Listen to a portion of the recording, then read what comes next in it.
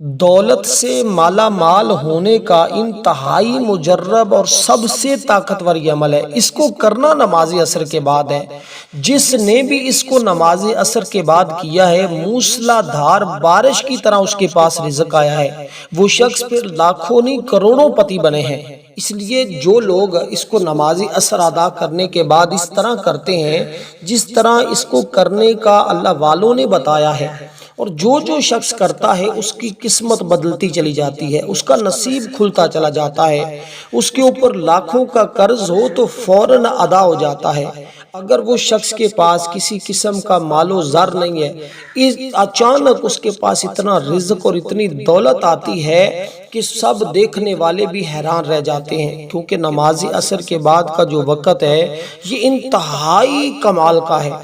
اور کہتے ہیں کہ عصر کی نماز کا وقت بہت اہمیت رکھتا ہے۔ حدیث مبارکہ میں دو نمازوں کے بعد کا خاص ذکر کیا گیا ہے، ایک فجر کی نماز اور ایک عصر کی نماز۔ جس نے اس نماز کی پابندی کی وہ جنت میں داخل ہو گیا۔ جنت بھی اس بندے کو قیامت میں مل جاتی ہے، دنیا بھی اس کی جنت بن جاتی ہے۔ عصر کی نماز کے وقت فرشتوں کی تبدیلی کا وقت ہوتا ہے کہ اللہ کے جو نوری ملائکہ ہوتے ہیں وہ آسمان کی طرف اللہ کی بارگاہ میں جاتے ہیں۔ اللہ کی بارگاہ میں جا کر اپنے بندوں کے بارے میں اللہ کو بتاتے ہیں۔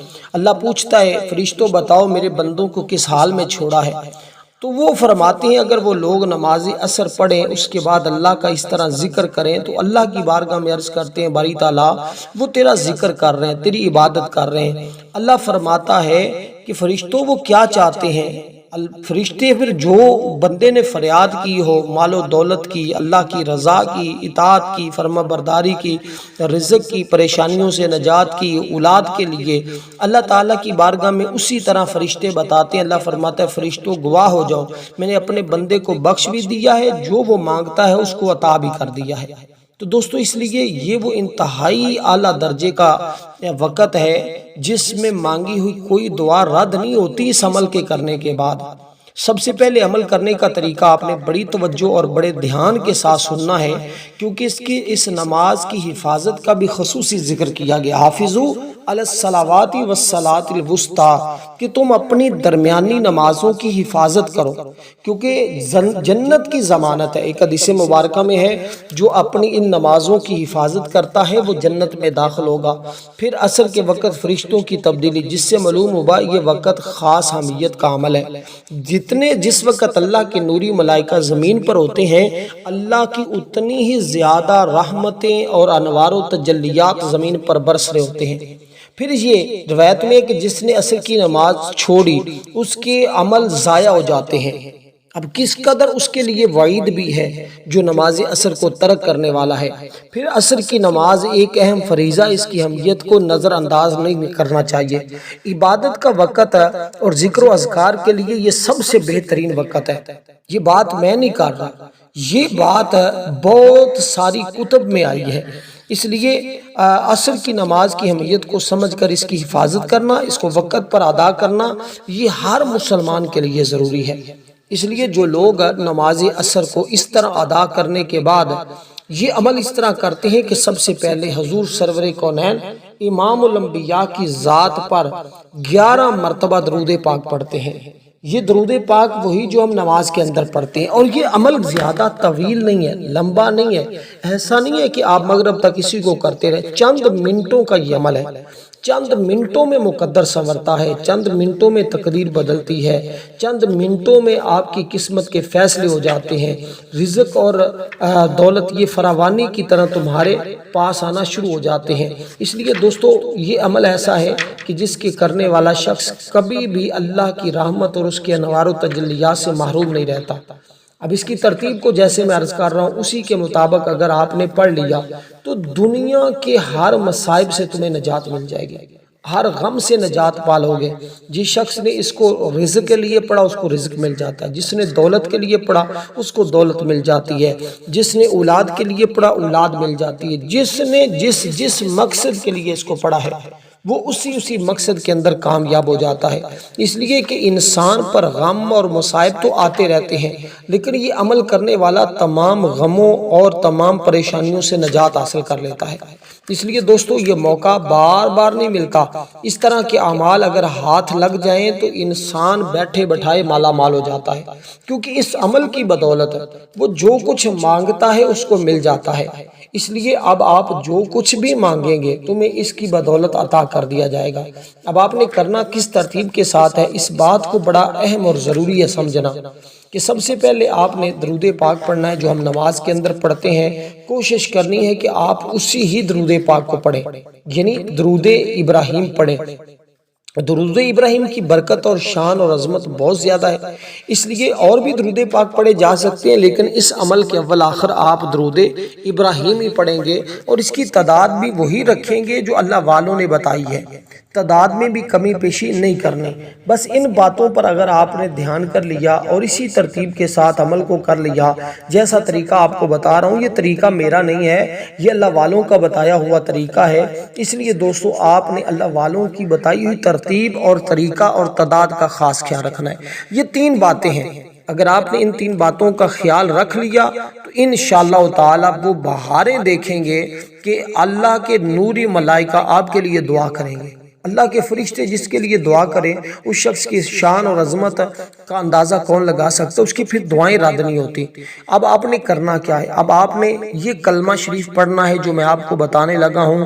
یہ کلمہ عام وظیفہ نہیں ہے، یہ تو اللہ والوں کا وظیفہ ہے، یہ تو اللہ کے نبیوں اور رسولوں کا وظیفہ ہے، یہ آدم علیہ السلام کا وظیفہ ہے، شیش علیہ السلام کا، ہود علیہ السلام کا، نوح علیہ السلام کا، ابراہیم، اسماعیل، اسحاق، یوسف، تمام انبیاء کرام کا یہ عمل وظیفہ رہا ہے۔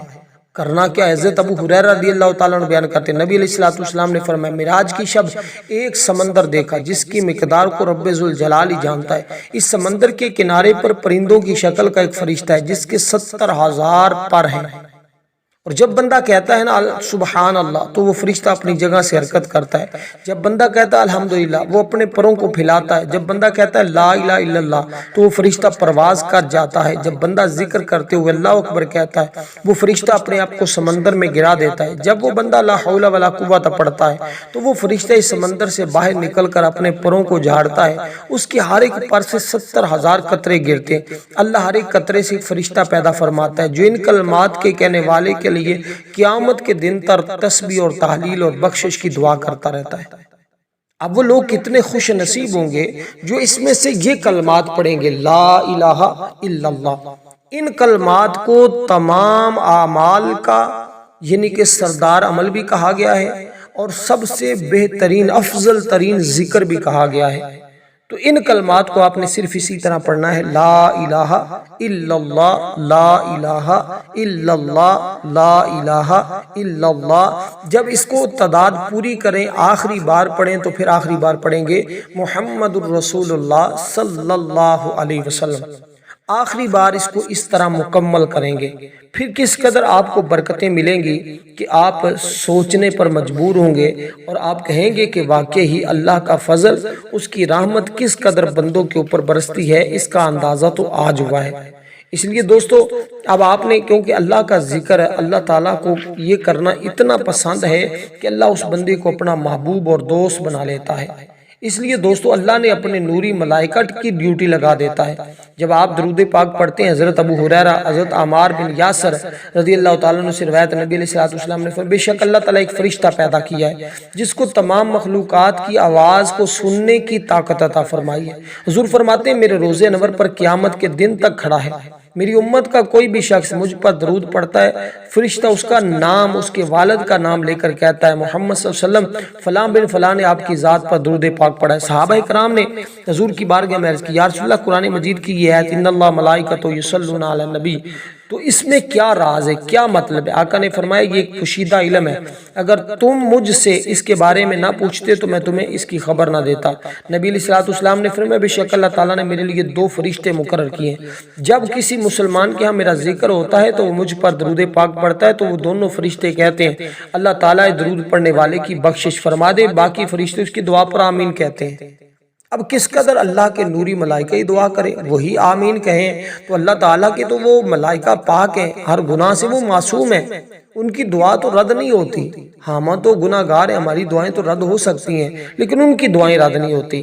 تو آپ نے اس ترتیب کے ساتھ ان سے دعا کروانی ہے، اور کیسے؟ جب یہ عمل کریں گے تو وہ خود بخود آپ کے لیے دعا گو ہو جائیں گے۔ تو یہ دوستو آسان طریقہ ہے، سب سے مجرب طریقہ ہے، سب سے کمال کا یہ عمل ہے۔ اب آپ نے اسی ترتیب کے ساتھ ہے 100 مرتبہ یہ تسبیح پڑھنی ہے جو میں نے آپ کو بتائی، اسی ترتیب کے ساتھ، تعداد میں بھی کمی پیشی نہیں کرنی اور ترتیب بھی یہی رکھنی ہے۔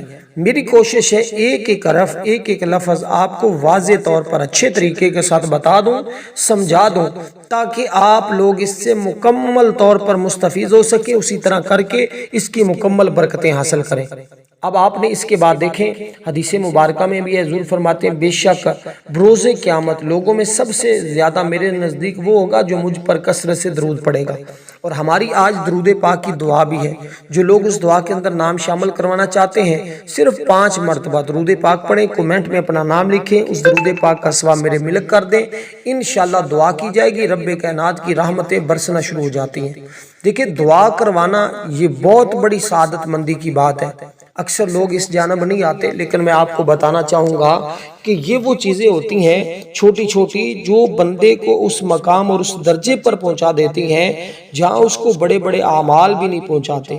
اس کی وجہ یہ ہے کہ حدیث مبارکہ میں ہے جب بندہ کسی کو سلام کہتا ہے اللہ کی رحمتیں برستی ہیں اس کے اوپر، تو اس لیے رب کی رحمتیں حاصل کریں، اللہ کا فضل حاصل کریں، اللہ کی رحمت حاصل کریں۔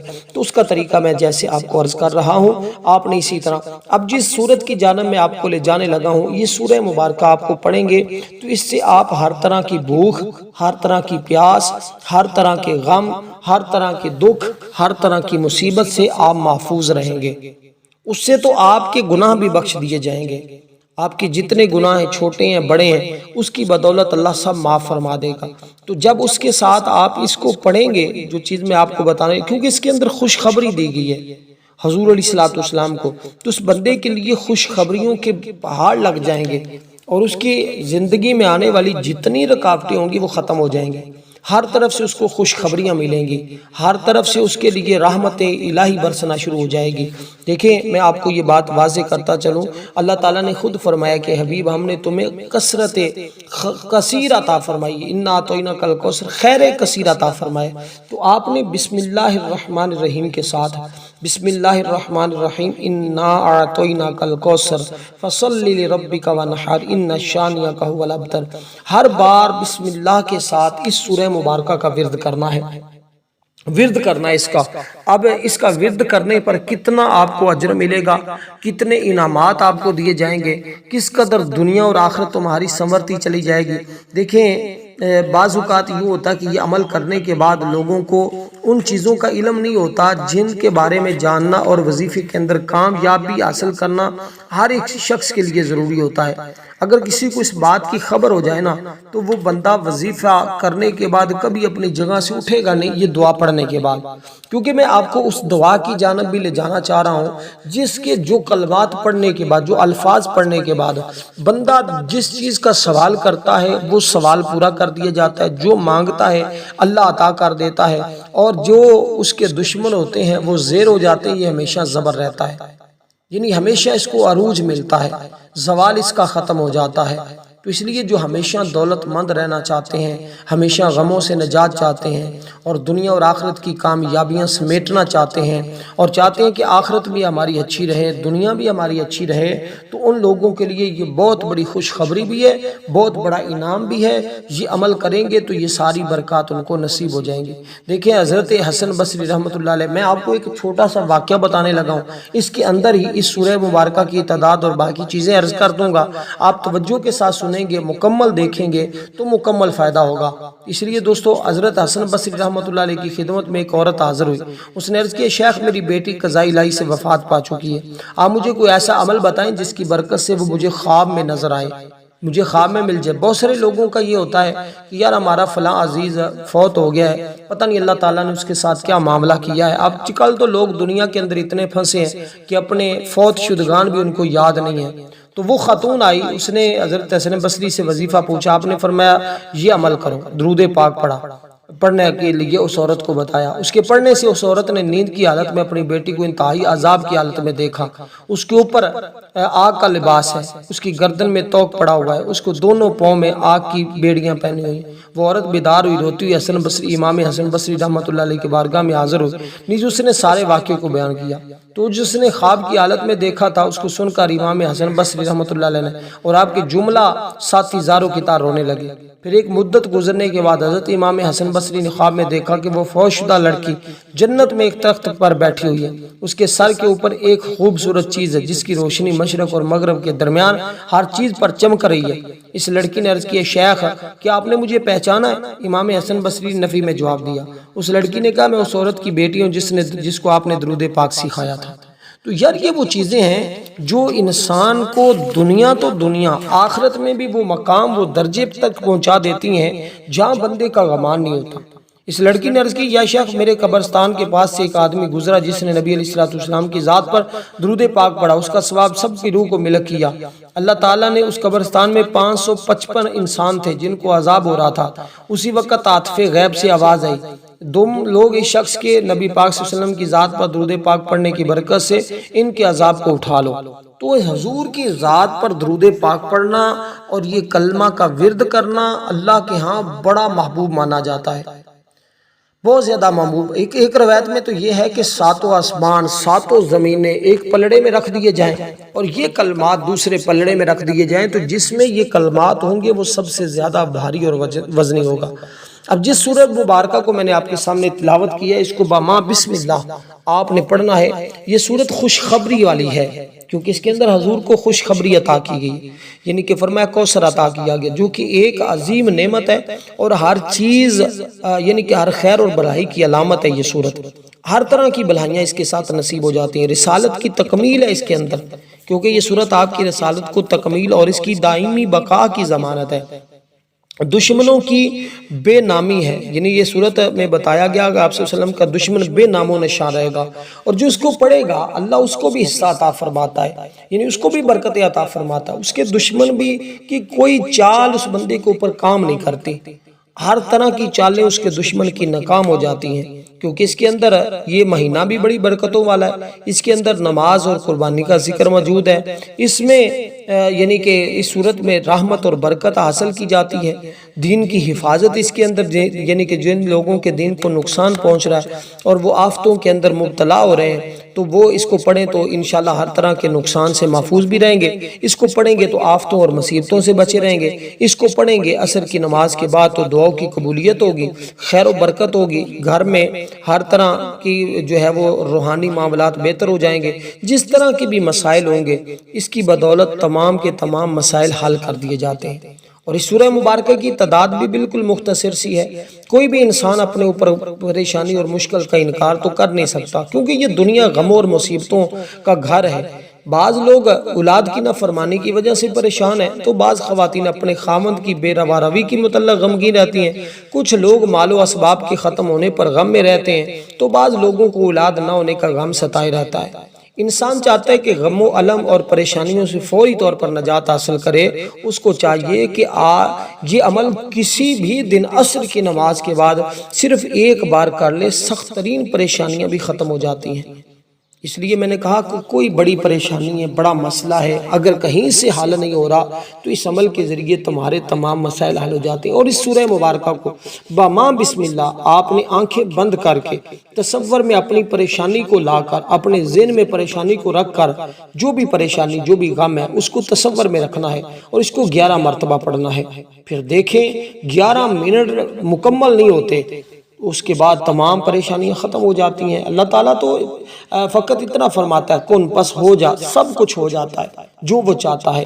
اس لیے یہ اللہ تعالیٰ کی شان ہے، ان اللہ علی کل شیء قدیر ہے، وہ انسان کے ہر معاملے کو سمجھتا ہے، انسانوں پر ہمیشہ بھلائی کے دروازے کھلے رکھتا ہے، توبہ کے دروازے کھلے رکھتا ہے۔